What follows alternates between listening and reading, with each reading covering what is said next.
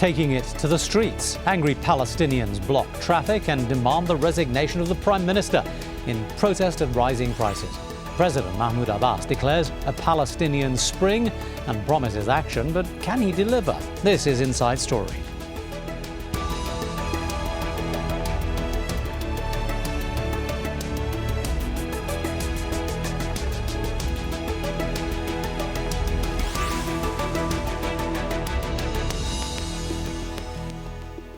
Hello and welcome to the programme. I'm Taimur Nabili. Social protests on the West Bank have been escalating in line with the cost of living. Thousands of people in the West Bank marched in the streets demanding lower prices for fuel and food. From his presidential compound in Ramallah, Mahmoud Abbas said he understood the people's anger and will act to help. But he said his government will not be able to pay employees their full salaries this month. We won't be able to pay full salaries this month because we don't have enough money, because there's a siege, because there are some governments that don't want to pay, because there are some people who decided not to pay, because some want us to kneel down. But we won't. The most recent cause of frustration for West Bank residents has been a fuel price increase of about 5%. This coming on top of a year of steadily rising food prices. In Hebron, Nablus and Bethlehem, protesters aimed their anger at the Prime Minister, Salam Fayyad, accusing him of following policies that are harmful to the poor and demanding that he resign. But Palestinian authorities have long been complaining that delayed aid payments and restrictive Israeli economic policies are what is responsible for this hardship. Well, this is what some of the Palestinians in the streets had to say about their conditions. There is no question about it. It's getting to be real bad, and the problem is that it's deteriorating worse and worse every day over a period of time. But actually this is could be about the worst I've seen since maybe 92, 93. It's really ridiculous to blame one person for the situation. The thing has been accumulating. It has lots of factors involved. No one is happy with this crisis. I didn't get my salary for over a month. It is very difficult not to have any money and not to be able to buy anything. Very, very hard. The crisis is touching everybody. It's really getting difficult for people. There is no work, no income, while at the same time we have so many expenses. The people who govern us are responsible for this situation.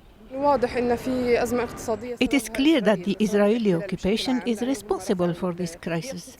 The worst for us is definitely not getting our salaries, and we have no idea when we are going to get them. Well, just how much of a problem will this public anger be to the Palestinian Authority?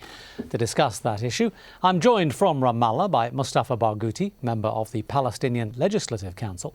Also from Ramallah, Nasser Abdelkarim is a financial consultant and an economist, and from Tel Aviv, Greg Roman, managing partner at Praetorian Consultancy, specializing in political and geostrategic issues. Gentlemen, thank you for being with us and welcome. Nasser Abdelkarim, let me begin with you. As an economist, just describe to us what the problems are.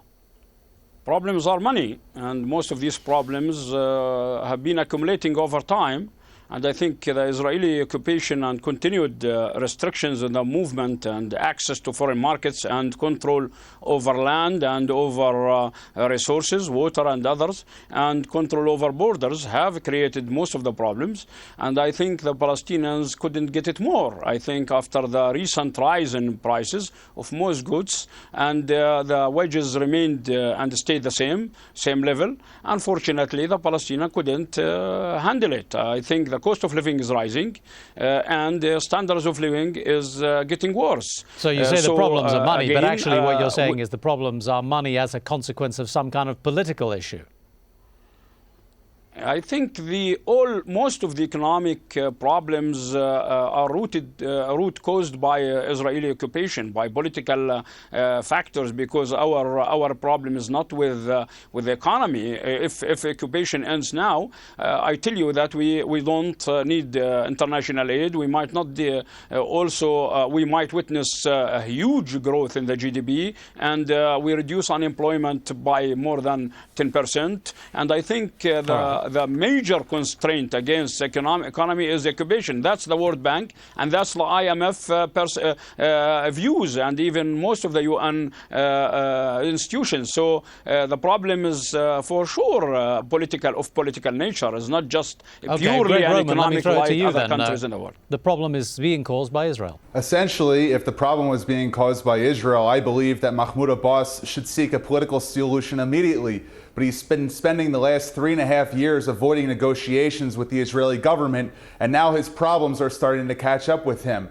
The problems with the Palestinian economy emanate from 3 specific issues. Number 1 is fiscal irresponsibility. Number 2 is an addiction to international development aid. And number 3 is the failure to develop Palestinian institutions.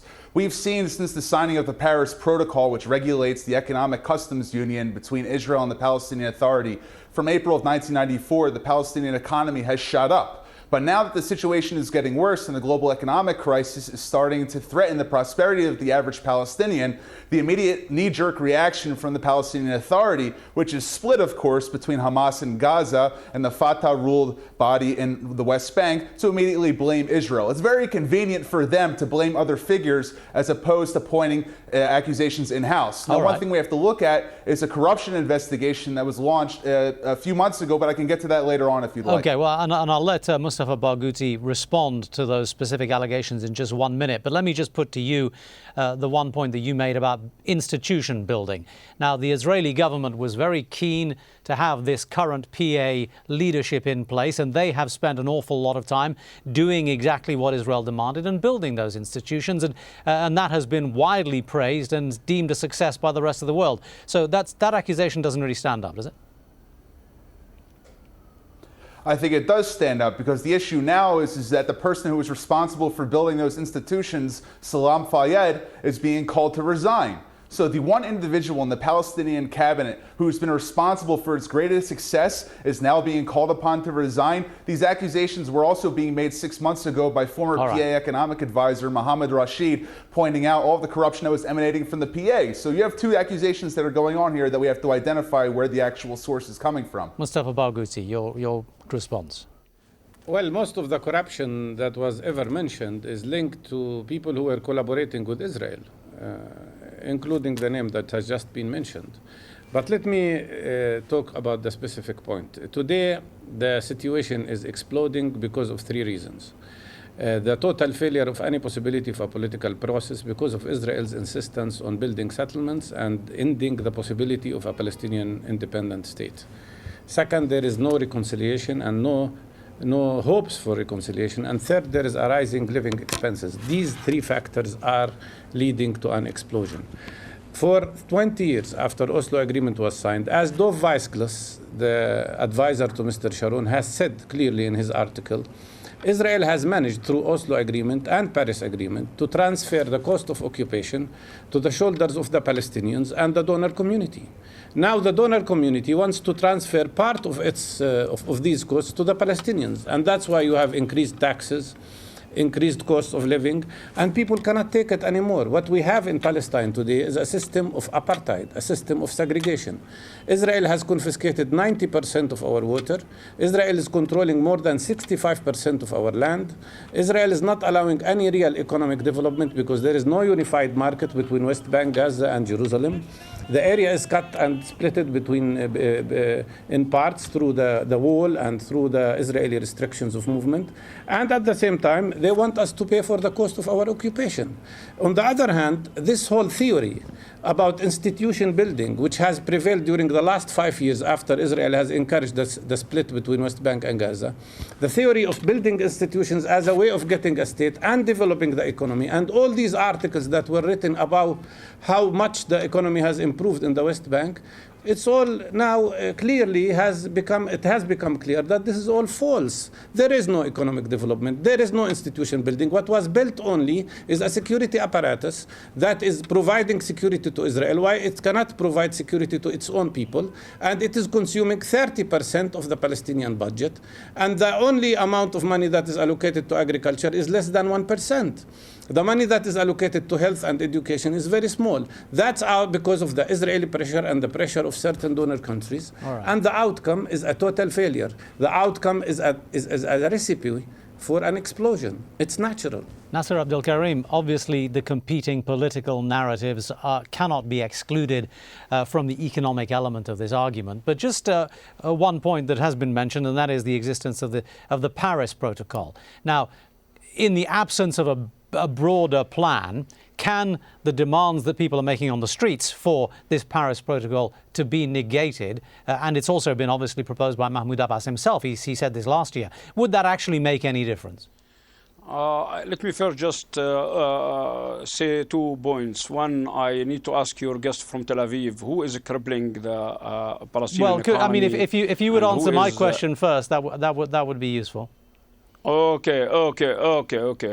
See, Paris Protocol, which was signed in 1994, actually gave the Israeli government a lot of keys to the Palestinian economy because it was an annex to Oslo Accord. So if you look at the real cause of this probably deterioration in the economy and other problems in the Palestinian society, it has to do with Oslo, because Paris Protocol functioned within the context of the political and security arrangement made in Oslo. Right, so, but would getting rid of it now help the people of Palestine at all, or the Palestinian people in any way? So, okay, that's what I'm trying to tell you. What will it do any good if we amend Paris Protocol and keep Oslo Accord that gives Israel control over borders and water and land, and even keeps the unified or custom envelope with Israel? I think what we need to do, we support that we open Paris Protocol for discussion,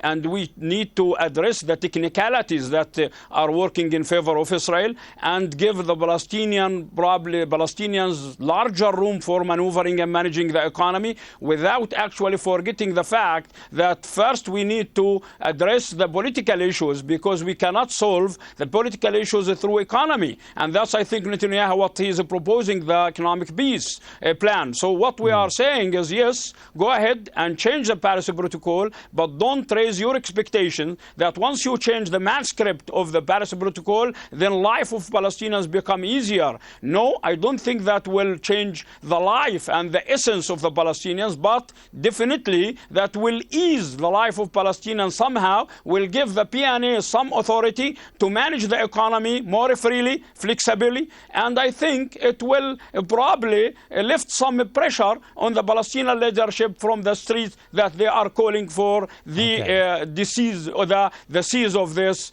protocol. Okay, Greg Roman, again, I mean, we have to make it clear that a solution to the bigger problem, the bigger debate, is not going to come tomorrow, and is not going to come in time for the people who are not getting their food and their fuel and their pay. So again, to you, is there a way that an interim helping solution can be found, and would that involve and include the getting rid of the Paris Protocol, or at least amending the terms of it? I don't think that the Israeli government would be against reviewing the Paris Protocol. It has been 18 years since its implementation, and the economic reality of the Palestinian territories and Israel has changed. But any opening up of any agreements should be a gateway to being able to discuss other issues like Mr. Barghouti and the economists both had problems with, including security concerns and political concerns. You see, it's advantageous that Mahmoud Abbas is able to discuss economic pressures and being willing to opening up those issues with the Israeli government when it suits him, because he's now feeling pressure from the Palestinian street through the economic concerns. But it's also kind of on the other side a little bit of a how would I say this, contradiction when we have Hassan Abu-Libdeh, the Minister for National Economy, or at least the former Minister for National Economy, calling for boycotting Israeli goods, which actually contribute to the Palestinian economy. I mean, we see 40,000 Palestinians working in Israel proper and another 60,000 working in Israeli settlements, both who make 2 times the amount of wages of that of the average Palestinian worker. So we need to have an agreement which regulates economic relations between the Palestinian Authority and between Israel to be able to solve these problems. It is in Israel's interest to make sure that the Palestinian economy is stable in Gaza and in the West Bank. But the reason why all of these restrictions that your other 2 guests have problems with exist is because of the intransience of Mahmoud Abbas and other individuals in the Palestinian political sphere to be able to negotiate with Israel. So on one hand, when it comes to fixing the economy, they're willing to speak, but when it comes to final status issues, they don't want to talk about it at all. This is a very, very big kind of Damocles sword which is holding only over the Israeli government. They would be willing willing to make the Palestinian economy easier in terms of its regulation if they were also willing to give up on some political issues. Well, you've made that point a couple of times, and we're not here to talk about the broader political situation and trying to solve the Israel-Palestine dispute. We all know that the other two gentlemen will accuse Israel of not wanting to come to the table as well. That question, again, is one that won't be solved here. But let me take you up on a point that you just made, and that is that Israel would be very willing to help the economic situation. The evidence wouldn't seem to support you. Let me just quote you the World Bank report of 2010, which said, and I quote, Israel's apparatus of control has become more sophisticated and effective in its ability to interfere in and affect every aspect of Palestinian life. And that's what they are accused of doing. If, as you say, Israel would want to solve these problems, why is it not doing so? Well, I think it is. Currently, the Palestinian Authority has a 700 million shekel debt to the Israeli Electric Corporation for not paying their bills. And their inability to pay those bills isn't because of the occupation, it's because of fiscal mismanagement. The Defense Ministry has increased the amount of permits available to Palestinian workers, has made trade without any Israeli forces being seen available from Jenin all the way down to Hebron. And in doing so, they've created a free Palestinian market. Now, when it comes to border controls and custom controls, the amount of the taxes which are being imposed upon Palestinian workers and also Palestinian trade has also been relaxed. So the amount of remittances has gone up, the amount of permits have gone up, and the amount of flexibility that Ramallah can use in controlling its economy has also gone up. But it's only a certain amount of Israeli measures which can improve the economy until the Palestinians are willing to make some internal fiscal control measures available on their own section. Now, what the Palestinians could do is threefold. First, Well, let me put those points to Mustafa Barghouti. Israel is doing its best, and the Palestinians are not paying their bills. We don't want the Israelis to develop our economy. We want to get our freedom from the Israeli occupation and the system of apartheid. Today, the Israeli GDP per capita is $32,000. The Palestinian GDP per capita is less than 1,400. But Israel obliges us to pay the costs and prices according to the Israeli market. Israel obliges us to pay double the price for water and electricity that Israelis pay. If a Palestinian goes to an Israeli hospital, we have to pay 4 times what an Israeli pay. This is a system of discrimination and segregation, a system that aims at destroying the Palestinian economy and forcing the Palestinians to leave the land. What we want from Israel is not economic development. We want from Israel freedom. We want to be free. We want to control our markets, to control our import, to control our export, to control our land, to control our airspace, to control our electromagnetic field, which they are controlling, to have the possibility to develop our economy. Then we would not need Israel, and we would not need the foreign donor countries. We have been deprived of our freedom since more than 45 years. This is the longest occupation in history. And now they want us to pay for the security of the occupiers. They are forcing us to pay for the security of the occupiers. This is the problem, and this is how it should be looked at. That is where things have to change. Those freedoms are not going to come soon enough for the people who are protesting in the streets and who are having to feed their children. And those people are the ones causing the problem for the Palestinian Authority and for the leaders of the Palestinian areas. So what can Mahmoud Abbas or Salam Fayyad do to keep those people happy and to make their lives better? Do they have any tools at their disposal? To be objective, yes, we cannot claim the full responsibility of Israel for this ongoing crisis. Yes, we do have some homework to do, that's true, and I think we have to review our economic policies, and I think the government should do something to listen the fears of the public, yes, and to respond to the needs of the public. After all, the responsibility of any government in the world is to secure its people economically and probably politically and personally. So we don't for sure blame Israel for all the troubles. Actually, your guest in Tel Aviv is trying to discuss symptoms of the ongoing crisis, but not the root cause of the crisis. The root cause, as Dr. Barghouti said. But let's say what we can do as a government. We can just eliminate the direct causes of the ongoing protest and unrest. The direct cause proposes just simply to think over again and revise the increase in the VAT from 1% to 0.5%, for example, and still we are in line with the Paris Protocol terms. And also we might also consider the reducing of the fuel prices, because also we have a margin to reduce that by 15% from the Israeli level of prices. So we can do that. We can also impose what we call the minimum wage. We've been trying to have dialogue over the last year or so. We have to accelerate that process now. We have also to increase and strengthen and enhance what we call the social security network that the government should develop, and not just depending on what we call welfare economy. We have to move also to other strategic options that has to do with the structuring the economy from being service and trade to being a productive agriculture and industry based economy. Otherwise, we will continue to hear about these problems forever unless the occupation ends. That's what we are trying to say. We have limited margin to serve the people, but definitely we have to do our homework before we blame anyone, either Israel or the international community. Greg Roman, the problem, however, isn't simply a Palestinian one, is it? Because despite the fact that it's happening across the border, we've seen similar protests in Israel, really some fairly ugly protests going on in Israel.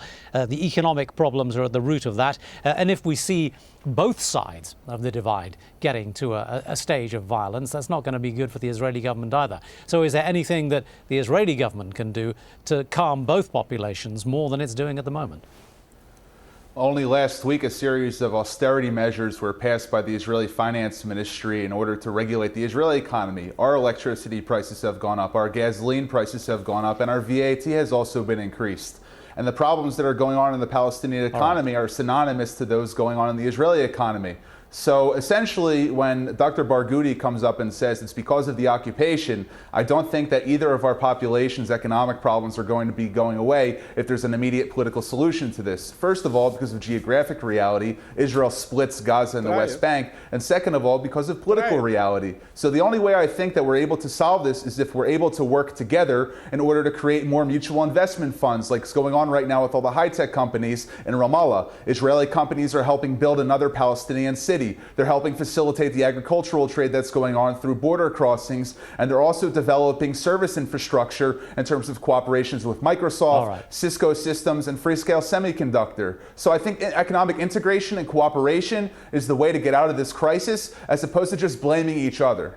Economic integration and cooperation. Mustafa Barghouti, the final word to you very quickly. Is there any chance of that happening? And let's also just have a final word on the political issue. Mahmoud Abbas has talked about going back to the UN and trying to restart things there. Is there any hope for any political progress?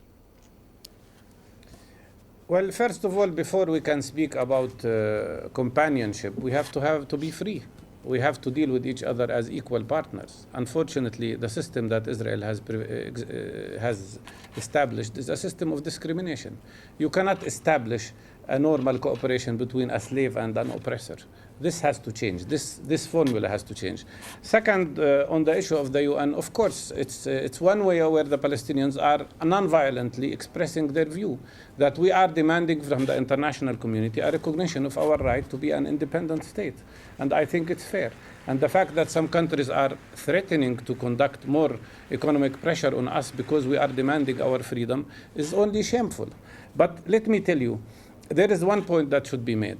In addition to getting our freedom, which is a must, there are things that could be done by the Palestinian Authority locally. They should not have risen the value-added tax as Israel did. They should not have made themselves so committed to Paris Agreement. They should have abstained from that in protest of the economic situation.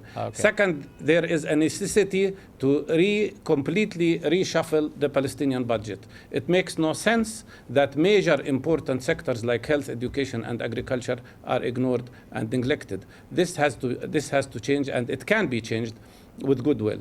But at the end of the day, we do realize what failed today is this whole theory about the possibility of economic development without ending occupation and without giving people freedom and control over their life. There, unfortunately, gentlemen, we will have to leave it. Thank you to all of you. Mustafa Barghouti there from Ramallah. Also in Ramallah, Nasser Abdel Karim and Greg Roman joining us from Tel Aviv. Thanks for being with us. And thank you very much for joining us on this edition of Inside Story. Do send us your feedback. Email your thoughts to us at insidestory@aljazeera.net. But for the meantime, for everyone here, I'm Taimur Nabili. Thanks for watching. See you next time.